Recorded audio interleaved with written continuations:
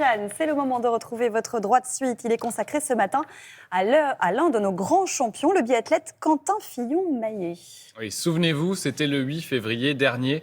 Le passionné de ski de fond et de tir à la carabine remporte l'épreuve individuelle et monte sur le podium. C'est la première médaille d'or française des Jeux. Et il le dit, Quentin Fillon-Maillet, c'était l'objectif de toute une carrière, cette médaille d'or. Il l'a décrochée avant ses 30 ans et ses proches et ses amis le confirment. En fait, Quentin est un garçon ambitieux, il vise l'excellence et il l'assume. Et c'est comme ça qu'il se retrouve à chanter la Marseillaise sur le podium de Pékin 2022. Alors, il a raté dans rien le grand L'objectif chelem. minimum des Jeux Olympiques, c'était une médaille sur les épreuves en relais et une médaille d'or en individuel. Donc, à partir du moment où ça a été coché, je me suis fixé d'autres objectifs qui étaient un peu plus loin, donc c'est-à-dire d'aller chercher les médailles sur toutes les courses. Et il y a un objectif que je regrette un peu plus que les autres, c'est de ne pas avoir su chercher cette dernière médaille à la 6e épreuve, ce qui aurait fait de moi l'athlète le plus titré sur les Jeux Olympiques d'hiver. Oui, enfin bon, quand même, il a raté dans rien, le grand chelem, mais 5 médailles sur 6 épreuves, dont 2 en or, c'est une sacrée performance. C'est simple, on ne peut pas faire mieux côté français. C'est celui qui en a remporté le plus pour ces Jeux Olympiques d'hiver, ce qui lui a valu d'être désigné le porte-drapeau de la cérémonie de clôture. Puis il est rentré chez lui quelques jours après, et là, il se rend compte que c'est devenu une véritable star. Il est acclamé à son arrivée à l'aéroport. Il est célébré dans sa ville natale de Saint-Laurent-en-Grand-Vaux, dans le Jura. Il reçoit même la Légion d'honneur fin mars.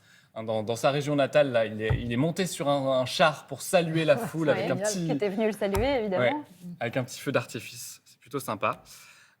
Écoutez sa compagne qui revient sur cette période totalement folle qu'ils ont vécue tous les deux. On ne s'attendait pas à autant. Quand il est rentré des yeux, on ne réalisait pas, en fait, on ne se rendait pas vraiment compte.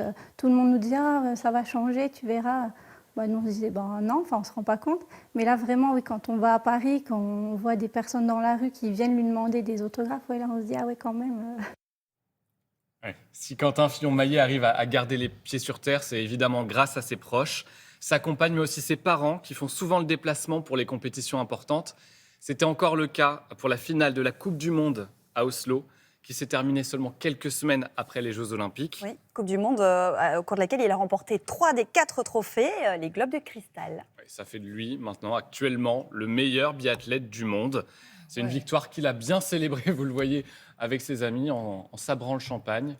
Il est plutôt doué. Quel sportif incroyable. Il a pris un peu de repos, pour être honnête, juste après. C'est un repos bien mérité après quelques mois d'efforts et d'exploits. Qui était quelque chose qui était vraiment nécessaire. J'avais envie de couper avec le biathlon, et même si j'adore ça, là, j'arrivais à saturation. Mentalement, physiquement, j'avais vraiment besoin de repos. Et puis derrière, ensuite, dès le retour des vacances, je me suis très vite tourné vers la saison d'après. Ah, c'est déjà terminé, là, les vacances pour Quentin Fillon-Maillet? Oui, pour vous, ça n'a pas commencé, mais pour lui, c'est déjà fini. Vous êtes dans 2 temporalités différentes. Lui, il ne veut pas perdre de temps. Quentin Fillon-Maillet, il a bien conscience que derrière lui, ça pousse, que les autres s'entraînent. Et s'il veut rester le meilleur, il faut continuer. Donc, pas question de se relâcher, parce qu'il lui reste un objectif à décrocher. C'est être le biathlète le plus titré de l'histoire de la discipline. Et pour ça, il faut tenir sur la durée. Je rêvais d'être le meilleur biathlète du monde quand j'étais petit. Et ce rêve, il peut encore se réaliser l'année prochaine, l'année d'après. Donc, l'objectif maintenant sur le long terme, c'est d'aller chercher les Jeux Olympiques et d'essayer de faire aussi bien, mieux sur les prochains Jeux Olympiques de Cortina.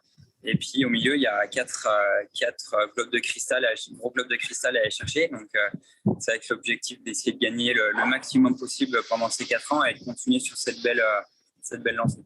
Je me sens en tout cas plus armé pour la saison prochaine, parce que j'ai senti des choses qui étaient complètement exceptionnelles cette année, et je vais continuer à m'en servir face à mes adversaires.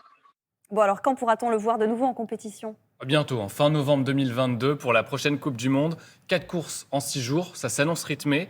Il faut être un peu plus patient pour ce qui est des Jeux Olympiques. Les prochains se dérouleront en 2026. Oui. Et si vous voulez en savoir un peu plus sur Quentin Fillon-Maillet, je vous conseille un super documentaire qui lui est consacré. Ça s'appelle En ligne de mire et c'est disponible sur Internet. Eh bien, merci beaucoup, Sofiane.